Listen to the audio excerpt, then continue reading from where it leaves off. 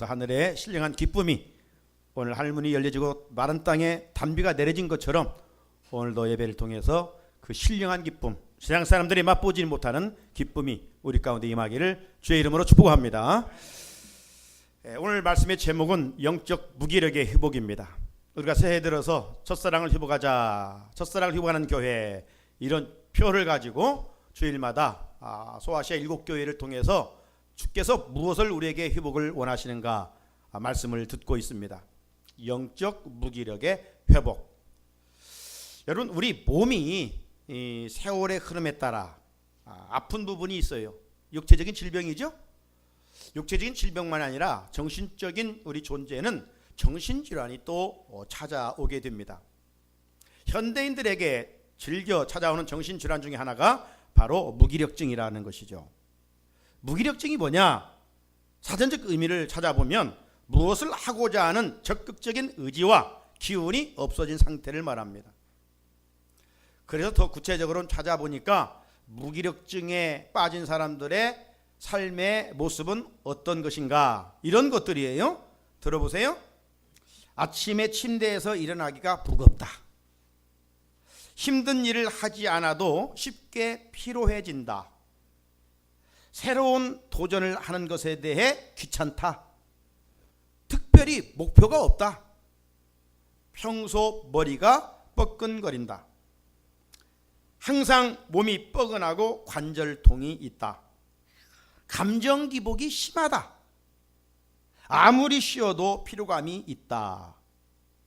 부정적인 생각을 많이 한다. 입맛이 없거나 반대로 갑자기 폭식을 한다. 불면증 증세가 있다. 모든 일에 관심이 없다. 어디론가 떠나버리고 싶다. 건망증이 많다.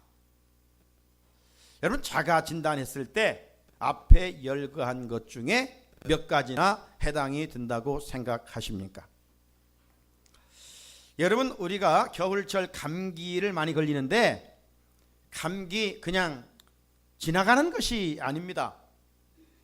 감기를 치유하지 않으면 별거 아닌 것 같지만 별거 아닌 게 아니에요. 고치지 않으면 중병으로, 큰 병으로 이어질 수도 있습니다. 이렇듯 무기력증에서 시작된 여러분 것이 좀 발달되면 그게 바로 우울증이 됩니다. 우울증. 요즘 주변에 들려오는 자살 소식들이 많이 있는데 자살하는 이유가 여러 가지가 있죠. 그 중에 제1 원인이 우울증입니다. 이 무기력증을 회복시키지 않으면, 치유하지 않으면 바로 우울증에 걸려서 자살을 하는 일들이 적지 않게 있음을 보게 됩니다. 그러므로 무기력증은 조기에 발견해서 빨리 치유를 받아야 돼요. 현대의학은 상상할 수 없을 정도로 많이 발전되어 가고 있습니다. 옛날 같으면 그 병에 걸려 죽었을 텐데 지금은 치유하면 얼마든지 고칠 수가 있어요. 특별히 이 조기 발견은 더욱더 빠르게 치유할 수 있다라고 하지 않습니까? 자, 그렇다면 뭐든지 예방도 있고 치유도 있는데 이 무기력증을 그러면 어떻게 치유할 수 있을까, 회복할 수 있을까 좀 찾아보니까 이런 글이 있어요. 전문가의 주장에 의하면 첫째, 잠을 잘하는 겁니다. 잠. 성경에도 보게 되면 하나님께서는 사랑하는 자에게 잠을 주신다고 했는데 그렇다고 지금 잠자지 않은 얘기 아니에요? 졸고 싶으면 주세요. 잠이 이렇게 무기력증을 이겨간다는 것이죠. 가장 빠르고 효과적인 방법, 충분한 수면 시간을 갖는다는 겁니다. 할 수 있다면 일은 잠시 미뤄두고 휴식을 갖는 것이 도움이 된다. 그래요? 또 하나는 대화입니다. 대화. 스트레스가 심하거나 힘든 일이 있을 때 혼자 마음에 가둬두지 말고 누군가와 함께 대화를 나누면서 털어놓을 때 이 속이 시원하게 된다는 것입니다. 혼자 고민하는 것은 결코 도움이 되지를 못해요. 셋째는 운동입니다. 규칙적으로 운동을 해서 체력을 키우면 무기력증에서 해방이 될 수 있다고 그럽니다. 시간을 여러분 정해놓고 뭐 헬스클럽 가지 않을지라도 얼마든지 스트레칭 할 수가 있고, 또 걷는 것도 몸의 보약이지요. 걸음으로 말미암아 건강을 되찾아서 무기력증에서 해방될 수 있다는 거예요. 자, 잠으로도 대화로도 운동으로 되지 않는다면 전문 상담가를 찾아서 도움을 받아라, 이런 내용들이 있음을 볼 수가 있었습니다. 사랑하는 우리 성산의 성도 여러분, 사람이 무기력하게 되면 살맛 나지 않습니다. 사는 것 같지만 죽어 있는 거예요. 그러므로 무기력증은 하루빨리 극복하고 회복해야 됩니다. 육신적인 무기력, 정신적인 무기력 넘어서 영적인 무기력에 빠진 성도들도 있어요. 신앙생활에 무기력에 빠진 이들도 많이 있어요.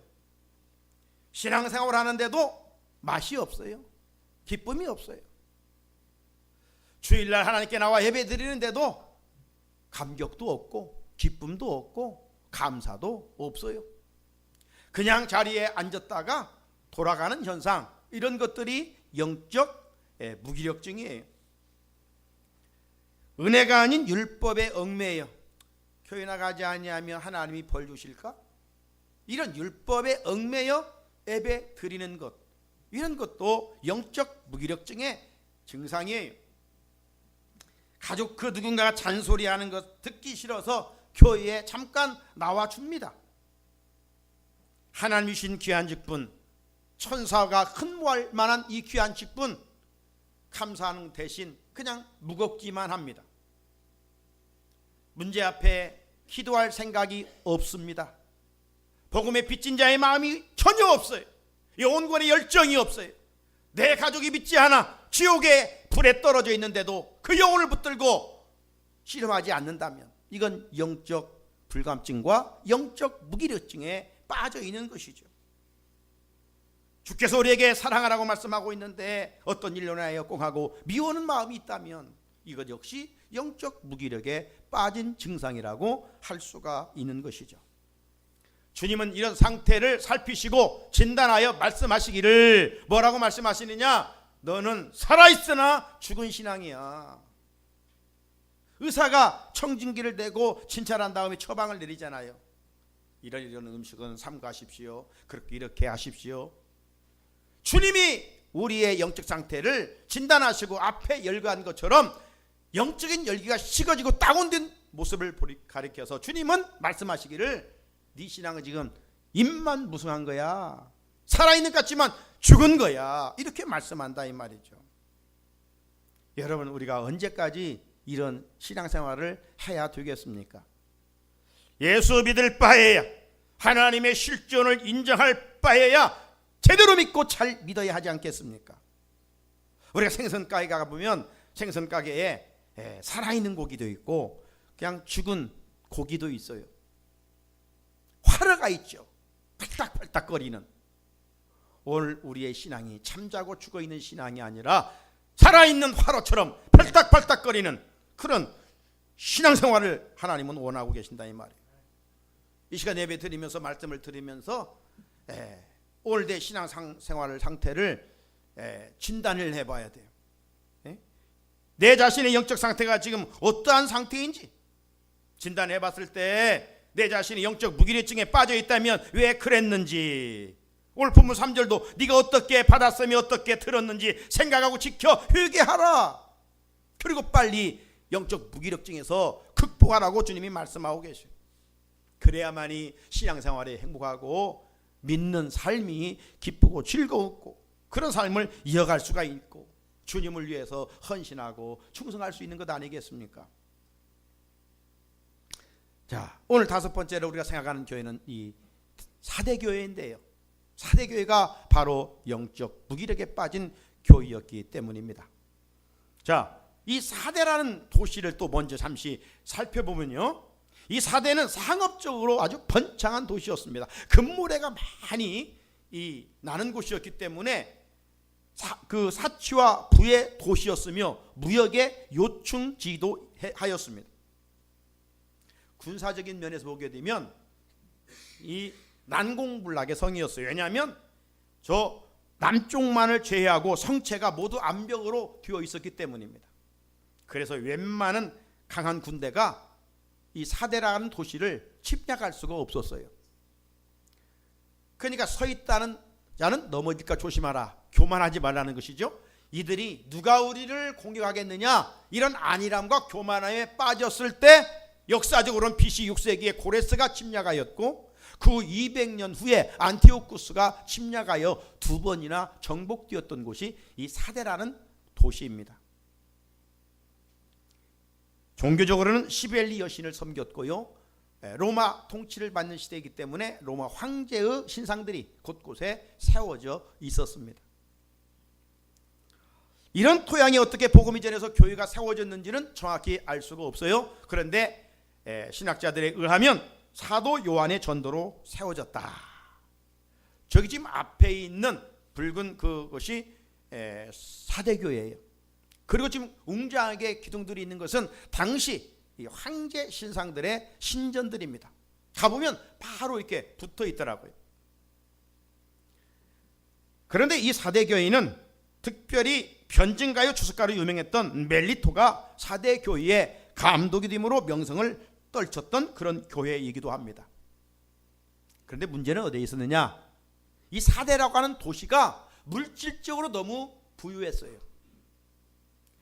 물질을 잘 선용하면 정말 더 바람에 의하여 배가 앞으로 더 잘 갈 수 있는 것처럼 좋은 효과를 가져오는데, 이 물질의 부유함이 영적으로 보면 오히려 후퇴하게 만드는 그런 일들이 얼마나 많은지 모릅니다. 사대는 물질적으로 부유화했습니다. 그래서 내적으로 피폐했어요. 오늘날 우리 사회도 어떻습니까? 지난날보다는 물질적으로 부유하는데 도덕적으로, 정신적으로 얼마나 망가지고 있는지, 윤리적으로, 도덕적으로 얼마나 많이 붕괴되어 가고 있는지 우리는 알고 있습니다. 이런 모습이 세상에만 있어야 될 텐데 불행하게도 사대 교회까지 침투하게 되었던 겁니다. 그 결과 사대 교회를 칭찬하신 주님으로부터 어떤 책망을 받느냐, 너희들은 살아있으나 죽은 신앙이다. 혹독한 책망을 받게 됩니다. 사랑하는 여러분, 물질은 우리의 생활을 좀 편리하게 합니다. 편안하게 합니다. 하지만 물질을 잘 관리하지 못하면 물질 때문에 망하는 일들이 얼마나 많은지 모릅니다. 사대교회가 살아있으나 죽은 교회가 된 것은 다른 이유가 아니에요.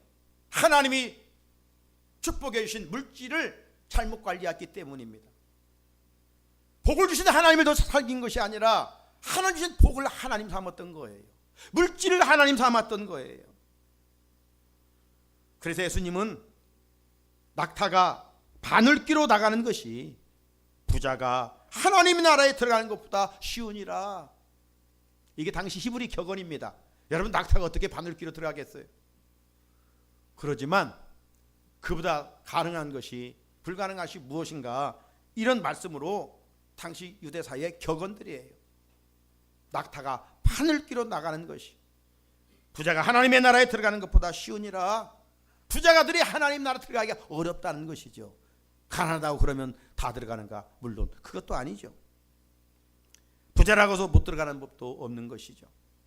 중요한 것은 가난하든 부자든 물질을 어떻게 관리하느냐 이거죠. 여러분, 물질 없다고 원망불평할 때가 있지요. 예. 물질 없다고 원망불평할 이유가 없습니다. 만약 우리에게 하나님이 물질을 많이 주셨다면 물질을 하나님 삼고 세상으로 나가 세상 연락을 즐기며 하나님을 멀리하고 살다가 지옥 갈 수도 있어요. 그러므로 물질관에 있어서 우리 그리스도인들은 이미 하나님 주신 물질에 대한 자족하는 일체의 비결을 가지고 살아갈 수 있어야 합니다. 나가 하나님께서 맡기신 물질을 영적 건강을 위하여, 선한 일을 위하여 주인의 의도대로 사용하기를 애쓰고 힘쓸 수 있어야 합니다. 그렇지 않으면 살아있는 신앙이 아니라 죽어있는 신앙이라고 책망을 받을 수밖에 없는 것이죠. 주님이 사대교회를 이렇게 진단하신 후에 책망하시면서 이어지는 2절 3절을 보면 이런 말씀을 하셔요. 너는 일깨어 그 남은 바 죽게 된 것을 굳건하게 하라. 내 하나님 앞에 네 행위의 온전한 것을 찾지 못하였노니 그러므로 네가 어떻게 받았으며 어떻게 들었는지 생각하고 지켜 회개하라 라고 말씀합니다. 주님은 저들의 죽어있는 신앙을 살아있는 신앙으로 회복시켜 주시기 위하여 4가지 명령을 하셔요. 일깨어라, 굳건하게 하라, 생각하라, 회개하라, 이런 처방을 내려주고 계십니다. 자, 물질적으로 인하여 영적 사망 선고를 받은 사대교회를 주님이 찾아가셨어요. 지금 에베소 서머나 버가모 두아디라 오늘 이 사대 계속 주님이 찾아가시고 살피시고 말씀을 하시잖아요. 그러기 전에 주님은 항상 어떤 모습으로 찾아가시는가? 오늘 1절에 보면 하나님의 7영과 7뼈를 가지시니라고 말씀합니다. 여기 7영은 무엇일까?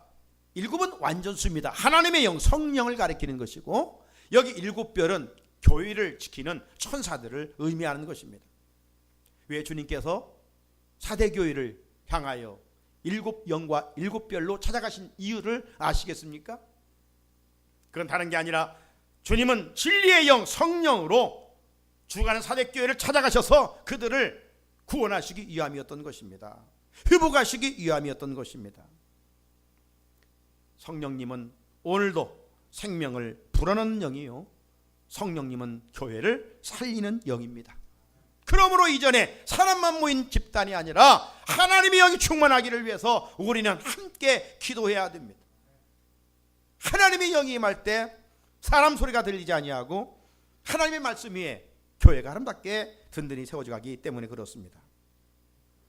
그리고 주님은 천사들을 보내서 사대교회를 눈동자같이 지켜주고 있음을 저들로 하여금 상기시켜 주기 위함이었던 것이죠. 하지만 지금 주님이 찾아가셔서 불꽃 같은 눈으로 사대교회를 감찰하실 때 이 사대교회는 물질적으로는 부유했지만 영적으로는 부도난 교회였고, 영적으로는 파산당한 교회였고, 영적으로는 죽은 교회였어요.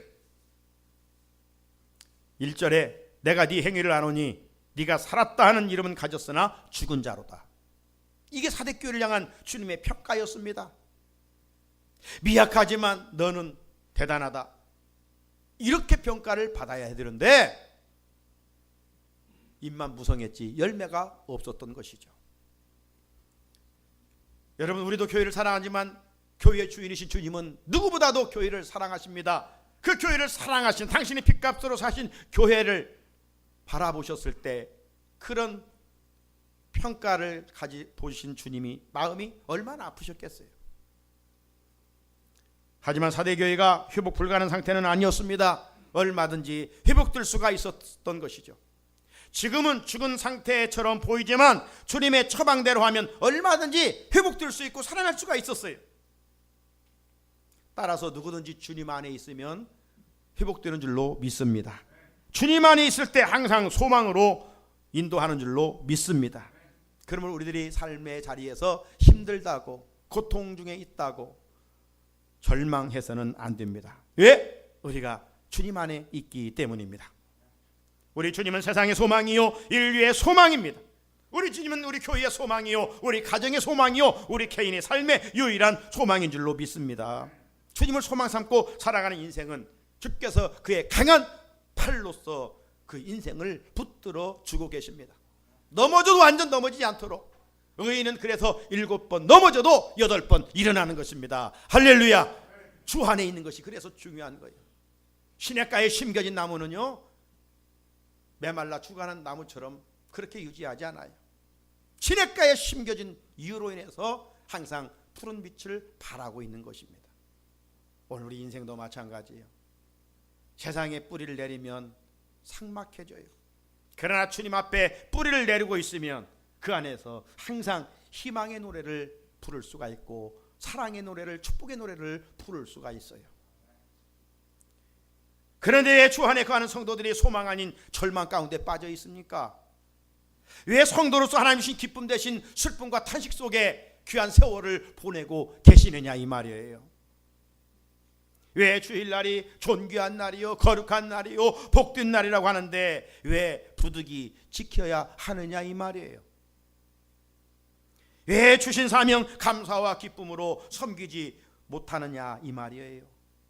왜 말씀대로 사는 것이 복인데 우리가 새해를 맞으면 복 받으십시오 복 받으십시오 말로 복을 받을 것 같으면 우리는 다 복 받아야 되죠. 그런데 복을 주시는 분은 하나님이시오. 그 복은 어디를 통해서 와요? 말씀의 순종을 통해서. 그런데 왜 말씀의 순종이 복인 줄 알면서도 왜 우리는 불순종의 자리에 서 있게 되느냐 이 말이에요. 이 모든 폐후에는 사탄이 내 마음과 생각을 사로잡아서 영적으로 나를 무기력하게 만들어버리기 때문에 그렇습니다. 영적 무기력증은 나처럼 믿음이 약한 자들만 찾아오는 것이 아니에요. 성경의 인물이나 교회사적으로 크게 쓰임받은 사람들 보면 그들도 한때 무기력증에 빠져 있었습니다. 대표적인 한 사람을 말하면 종교개혁자 마르틴 루터입니다. 마르틴 루터는 마치 계란과 같은 존재였어요. 그가 싸워야 할 대상은 중세 교황입니다. 교황청입니다. 중세 교회입니다. 거대한 공룡과 같고 바위와 같은 것입니다.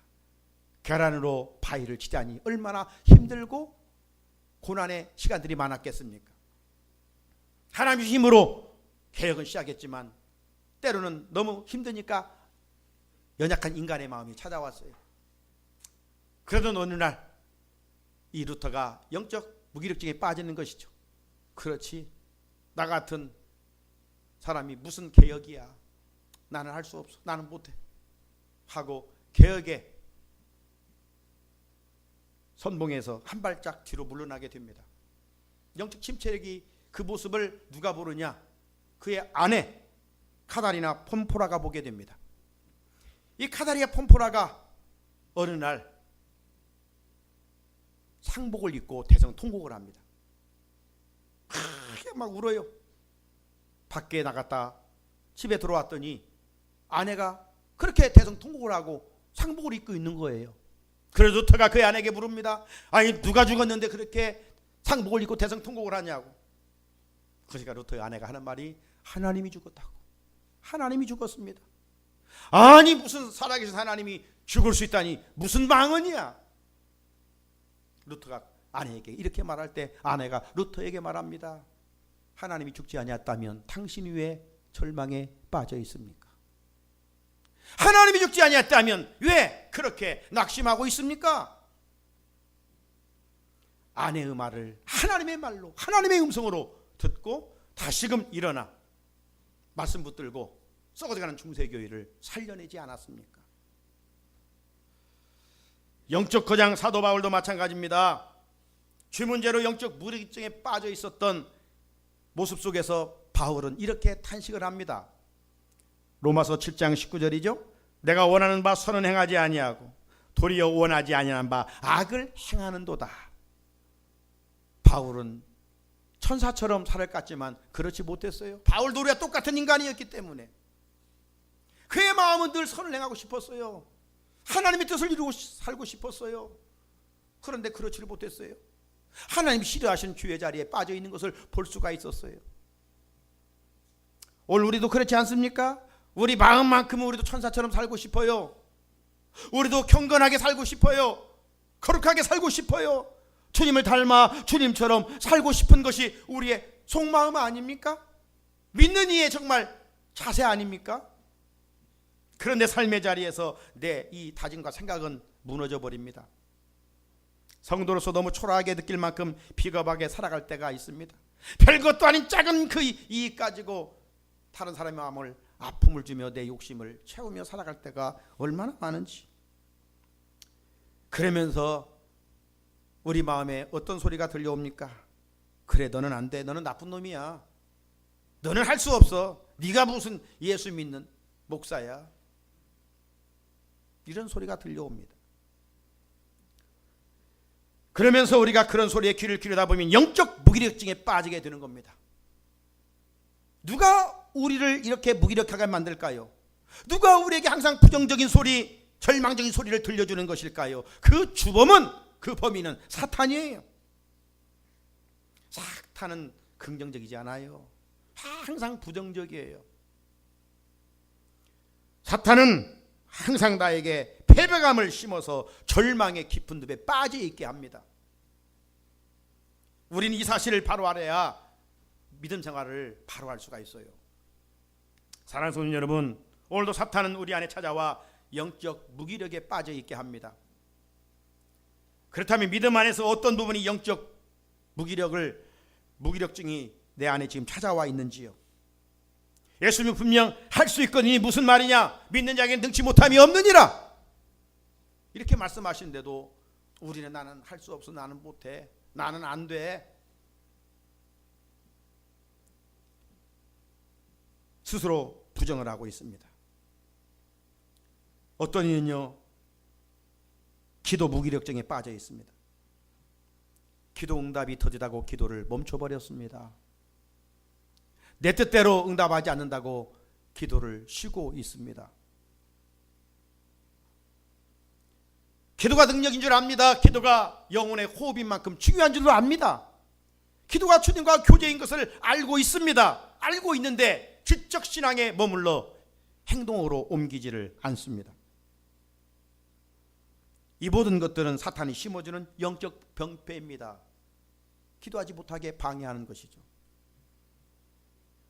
여러분, 하나님의 백성이 하나님의 소리를 들어야지 사탄의 소리를 듣고 축복의 통로인 기도를 멈춰버리셔야 되겠습니까? 기도 무기력증에서 해방될 수 있기를 주의 이름으로 축복합니다. 기도 외에는 이런 유가 날 수가 없느니라. 기도는 축복의 통로예요. 그런데 축복받지 못하도록, 기도 못하도록 분주하다는 이유로, 마음이 상했다는 이유로, 이런저런 이유로 기도를 못하게 해요. 또 어떤 일은 전도 무기력증에 갇혀 있습니다. 전도만 생각하면 가슴이 벌벌 떨립니다. 그래서 전도 나와 무관한 것처럼 살아가고 누가 해주기만을 바랍니다. 여러분, 부흥하는 교회는 전도 할 수 있다, 하면 된다, 해보자, 이런 슬로건을 잊히면서 열심히 합니다. 그런데 안 되는 교회는 전도에 대해 안 된다, 할 수 없다, 못한다, 이런 부정적인 생각에 갇혀서 전도 무기력증에 빠져 있습니다. 주님은 우리에게 마지막 분도해 주신 것이 뭡니까? 땅끝까지 이르러 내 증인이더라. 우리가 땅끝인 선교사로 가지 못할지라도 내 집 근처 다니면서 건진 주인 많도다라고 찬송 부르지 않습니까? 찬송은 부르는데 우리가 주변에 믿지 않는 자들의 영혼을 붙들고 기도하지 않는다면 우리는 입만 무성한 무화과나무 같은 존재가 아닌지, 우리가 붙들어야 할 것은 주님의 말씀이지 마귀의 소리가 아니라 이 말입니다. 주님의 말씀에는 무관심하면서 우리는 주님의 기쁨이 되지 못하면서 매사 주님께 뭘 맡겨놓냐, 이거 해주십시오, 저거 해주십시오, 간구는 많습니다. 음력으로 새해를 시작합니다. 우리 모두 새해에는 주님이 명하신 지상명령 전도에 대해서 할 수 있다, 하면 된다, 해보자, 긍정적인 믿음의 자세를 가지고 전도 무기력증에서 해방될 수 있기를 주의 이름으로 축복합니다. 그렇다면 구체적으로 어떻게 영적 무기력에서 회복될 수 있을까요? 사도 바울은 한 법을 깨달았습니다. 그 법을 통해서 영적 무기력으로부터 해방을 받았어요. 로마서 7장 21절 22절입니다. 그러므로 내가 한 법을 깨달았노니 곧 선을 행하기에 원하는 나에게 악이 함께 있는 것이로다. 내가 지체 속에서 한 다른 법이 내 마음의 법과 싸워 내 지체 속에 있는 죄의 법으로 나를 사로잡는 것을 보는도다. 바울은 하나님의 종으로 부름받았기에 늘 선하게 살기를 원했습니다. 하지만 연약하여 그도 인간인지라 죄를 짓는 자신을 바라보게 되는 것이죠. 하지만 사도 바울은 뒤집고 절망의 자리에 오래 머물러 있지를 않았습니다. 죄를 짓게 하는 것은 바로 마귀가 하는 짓임을 알았기 때문입니다. 그래서 바울은 다시 믿음으로 주님을 바라보면서 이렇게 담대하게 선포했습니다. 오늘 우리가 영적 무기력으로부터 일어나려면 우리도 이렇게 선포해야 됩니다. 다 같이 로마서 8장 1절로 2절을 읽어볼까요? 시작. 그러므로 이제 그리스도 예수 안에 있는 자에게는 결코 정죄함이 없나니 이는 그리스도 예수 안에 있는 생명의 성령의 법이 죄와 사망의 법에서 너를 해방하였음이라. 할렐루야. 죄의 무게보다 더 큰 것은 하나님의 사랑인 줄로 믿습니다. 하나님의 은혜인 줄로 믿습니다. 사랑하는 성도 여러분, 믿음의 거장들도 한때 살아가면서 영적 침체기, 영적 무기력증에 이처럼 빠져 있었습니다. 하지만 그 자리에 오래 머물러 있지 않고 다시금 일어나 주님을 믿음으로 바라보면서 담대하게 선포했던 거예요. 뭐라고? 그리스도 예수 안에 있는 생명의 성령의 법이 죄와 사망의 법에서 나를 해방하였음이라. 우리도 연약하여 죄를 짓지만 죄의 자리에 오래 머물러 패배자가 되면 안 됩니다. 법정에 가면 검사가 있어요. 검사는 늘 그 죄를 지적합니다. 이런 죄를 졌다. 마귀의 역할이 검사 역할이에요. 마귀는 자꾸 우리로 하여금 지난날 죄를 지적합니다. 너는 이래서 나쁜 놈이야, 저래서 나쁜 놈이야. 네가 뭐 교회 주일 지킨다고. 너는 얼마나 죄를 짓냐. 너는 나쁜 놈이야. 자꾸 큰 소리로 우리 귓가에 울려 퍼지게 만듭니다. 그런데 성령님은 우리에게 변호사 역할을 해주시는 거예요. 주님을 통해서 그래 네가 죄인은 맞지만 예수님이 십자가에 피 흘려 돌아가셔서 네 죄를 다 덮어주셨어. 용서해 주셨어. 기억하지 마. 돌아보지 마. 없어진 거야. 그러면서 자꾸 우리에게 비전과 꿈과 소망을 심어주십니다. 그러므로 우리가 연약하게 죄를 범했을지라도 죄의 자리에 머물러 있지 말고 다시 일어서야 돼. 왜? 내 죄를 위해서 이미 주님께서 십자가에 피 흘려 돌아가 주셨기 때문입니다. 그러므로 우리도 예수님을 구주로 믿는 성도라면 바울처럼 담대하게 외쳐야 돼요. 이는 그리스도 예수 안에 있는 성령의 법이 죄와 사망의 법에서 나를 해방하였습니다. 해방하였습니다. 우리가 붙들어야 할 것은 죄와 사망의 법이 아니라 이처럼 생명과 성령의 법인 줄로 믿습니다. 그때 우리는 사대교회에 옷을 더럽히지 않는 성도들처럼 능력 있게 살 수 있고 거룩하게 살아갈 수가 있습니다. 길 가운데서 영적으로 무력한 상태에 오래 있으면서 절망하지 말고 믿음으로 주님의 십자가를 바라보면서 빨리 일어날 수 있기를 바랍니다.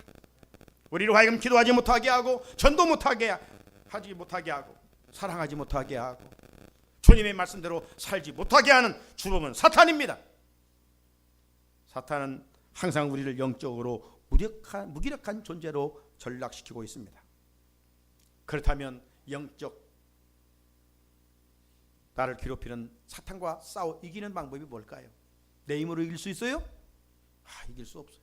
내 힘으로 하면 백전백패할 수밖에 없어요. 어떻게 이겨요? 그 비결은 다른 거예요. 때를 따라 돕는 은혜를 입는 은혜의 보좌 앞에 즐겨 나와야 돼요. 다시 히브리 4장 16절 시작. 그러므로 우리는 긍휼하심을 받고 때를 따라 돕는 은혜를 얻기 위하여 은혜의 보좌 앞에 담대히 나갈 것이니라. 할렐루야. 예. 이전에 이 목사님이 말씀하신 찬양 예배 설교하셨습니다. 우리는 죄인이에요. 하지만 주께서 이미 과거, 현재, 미래 의지를 다 덮어주셨으니까 믿음을 가지고 뻔뻔스럽게 담대하게 그럼에도 불구하고 하나님 왜 그분은 내 아버지니까 자식이 잘못했어도 뻔뻔할 이유는 뭐예요? 아버지니까 다른 사람이 아니니까. 하나님은 우리의 아빠가 되시고 아버지가 되어주셔요. 그러므로 우리가 일어설 수 있는 힘을 얻는 장소는 어디요? 은혜의 보좌 앞에 하나님 전으로 늘 와서 말씀으로 영적 재충전을 받고 일어나라는 겁니다. 영적 무기력에서 해방받으라는 것입니다. 그러면 십자가의 사랑과 주님의 긍휼로 우리 영적 무기로부터 탈출할 수가 있어요. 네? 요즘 젊은이들은 뭐 방탈출 이런 거 하더라고요. 네. 방탈출이 중요한 게 아니고 뭔 탈출? 영적 무기력으로부터 탈출, 영적 침체로부터 탈출을 해야 돼요. 이런 자들에게 주시는 은혜가 뭐예요? 5절 이기는 자는 이와 같이 흰옷을 입을 것이고 내가 그 이름을 생명책에 결코 지우지 아니하고 그 이름을 내 아버지 앞과 그의 천사들 앞에서 시인하리라. 영적 무력 상태, 즉 죽은 것 같은 신앙에서 살아있는 신앙으로 회복되어 약속하신 주님이 입혀주시는 흰옷과 영생의 은혜를 입는 우리 성산의 성도들이 되기를 주의 이름으로 축복합니다. 같이 주님, 내가 이런 영적 침체에 빠져 있습니다. 영적 무기력에